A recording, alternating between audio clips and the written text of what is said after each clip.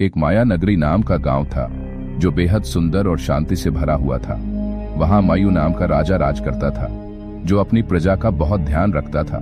लेकिन दूसरी तरफ कारबिल नाम का एक क्रूर राजा था जो अपनी मसूखा और काले जादू के बल पर दूसरों के राज्यों पर बिना चेतावनी के हमला करता था। एक दिन कारबिल की नजर माया नगरी की खूबसूरती पर पड़ी। वह इस नगरी को देखकर मोहित हो गया और इसे अपने साम्राज्य में शामिल करने की योजना बनाने लगा। वह बिना चेतावनी के अपनी विशाल सेना के साथ माया नगरी पर हमला कर बैठा। मायू राजा को जब इसकी खबर मिली तो उसने अपनी सेना को युद्ध के लिए तैयार किया। फिर शुरू हुआ एक भयानक युद्ध जो पूरे 8 दिन तक चला। आखिरकार मायू राजा की रणनीति और वीरता के आगे कारबिल की सेना हार गई और कारबिल को वहां से भागना पड़ा। भागते भागते भूखा प्यासा कारबिल जंगल में भटकने लगा।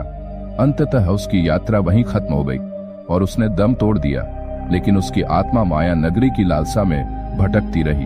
अपने काले जादू के बल पर उसने अपनी शक्ति को और बढ़ाया और मरे हुए इंसानों से एक भयानक राक्षसी सेना तैयार कर ली। अब वह एक पिशाच बन चुका था और उसकी सेना माया नगरी के लोगों को डराने लगी। मायू राजा इस स्थिति में लाचार हो गया क्योंकि उसकी साधारण सेना इन राक्षसों का सामना नहीं कर सकती थी।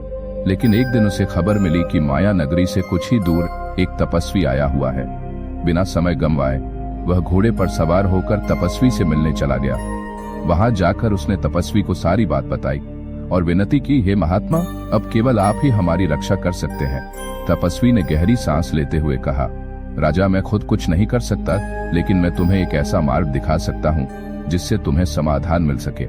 इसके बाद तपस्वी ने मायू को एक रहस्यमय मार्ग बताया, लेकिन वह मार्ग इतना चुनौतीपूर्ण था कि मायू राजा दुविधा में पड़ गया।